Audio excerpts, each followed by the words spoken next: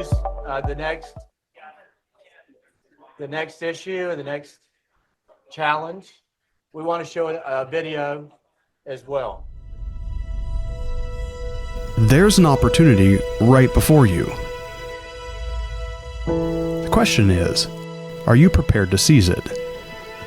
Hundreds of thousands of Louisianans don't have access to high-speed internet. Across our state, critical services, education, jobs, and family remain frustratingly out of reach because they don't have a way to connect. The good news is that the funds are now available to bring digital access to everyone. What's missing? You. We need thousands of individuals who are ready to help build the crucial broadband infrastructure that our state needs. So imagine not just having a job, but a career with pay and benefits that you can grow your future on.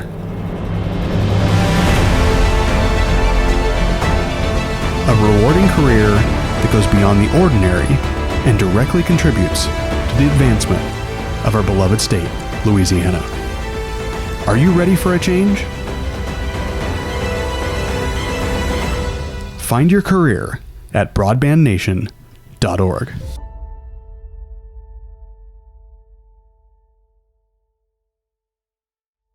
Well, Dave, welcome. CEO of TIA, a sister association that really we found to be a great partner on not only broadband deployment, but Broadband Nation is really trying to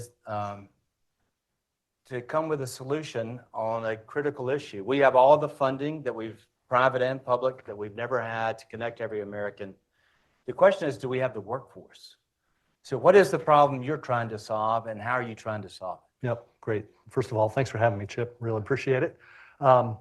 So we have a big issue across the country. Of course, we have $100 billion or more of state and federal money to help build out broadband. That's on top of all the private networks that have been built and are being built for the wireline, wireless, and satellite world across the country as well. But we have a workforce issue.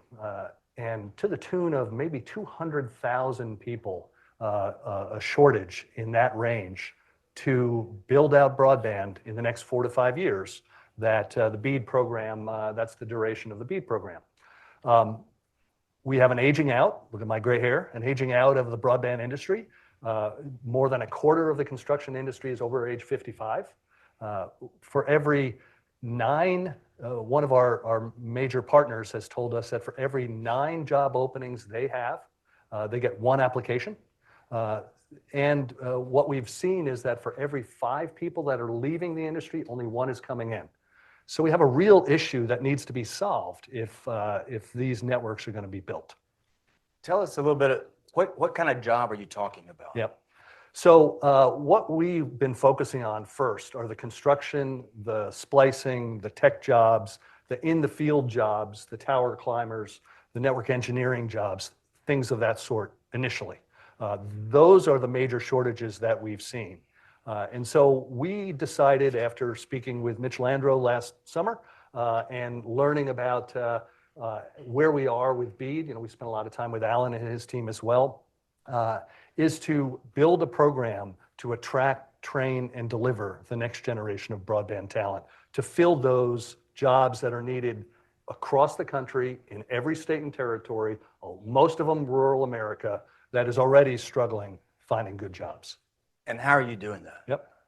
So what we've decided to do is really 2 things. First is create a very innovative portal, an online portal, working with every state, that's our intention, to build state-specific pages to help address their problems for their state, as well as looking at things from a national perspective.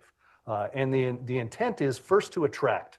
So there are a lot of job boards out there, and there are a lot of workforce development efforts, but there's nothing that brings it all together that attracts, trains, and delivers in the same site. So what we're going to do is, using social media, is go to the places where these candidates might be.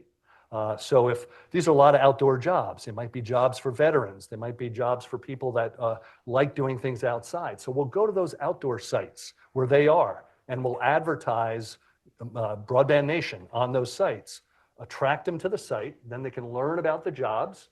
They can understand a day in the life of a fiber splicer in Topeka, for example. They might learn about what a career looks like, because let's remember, because the industry is aging out, yet at the same time growing, these are not just short-term jobs, these are long-term careers. It's not the oil pipeline in North Dakota of 10 years ago where it was a gold rush for a couple of years and then it's gone. No, these are long-term careers.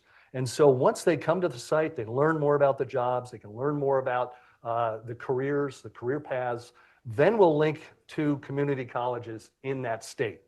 So somebody can say, okay, I'm in this part of the country, where do I go to get trained? You can go then on the site and learn about community college and other training programs that are there. And then thirdly, okay, where do I go to get a job locally? So we can then link to the jobs that are available in that local area. Attract, train, and deliver all in the same location. And how much does a fiber splicer, if a young man, woman were to go into that career, what is the average salary or income they could expect? Yep. So first of all, these are careers that you can start. You don't need a 4-year degree. So we obviously have a trades issue in America as well. Too many people think they have to go to college, and then they come out of college thinking that the world's at their feet, and nothing against being a barista, but they wind up being a barista. So, we need people that understand the importance of trades in America. And that's a big part of what this does. So we work with, for example, the largest workforce company in America, MasTec, publicly traded, has over 30,000 people. They work in most states around the country, fiber, wireless build-outs, other types of infrastructure. And they'll tell you that their people are starting in the mid-20s per hour, so $24 to $28 per hour. And then within a 5-year period of time, they're over $100,000 if they want to become a manager. Yeah. So.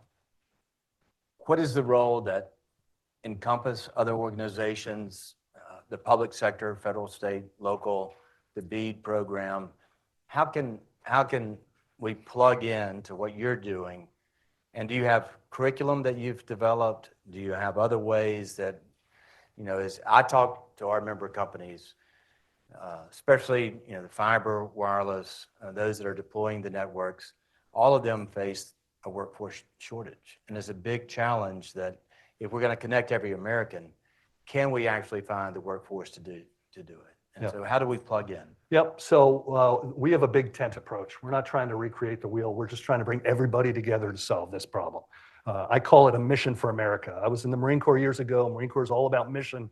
I'm all about mission. And I think this is really, really important. So we've been working with INCOMPAS, the other trade associations, those that already have training programs, to bring them into that site. And then make a marriage between the community colleges that don't have programs and want one. We're not going to tell them what to do at this point. We're not trying to create a new standard. We're trying to make available more and more training.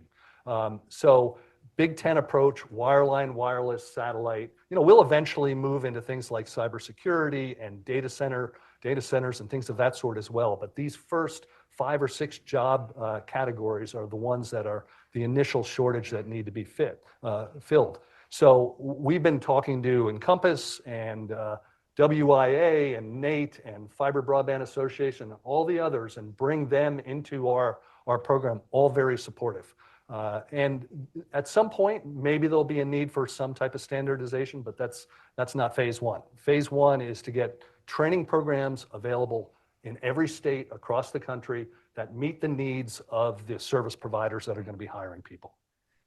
As we talked to Alan just in the last keynote, he talked about on Spectrum and how do you have an all-of-government strategy?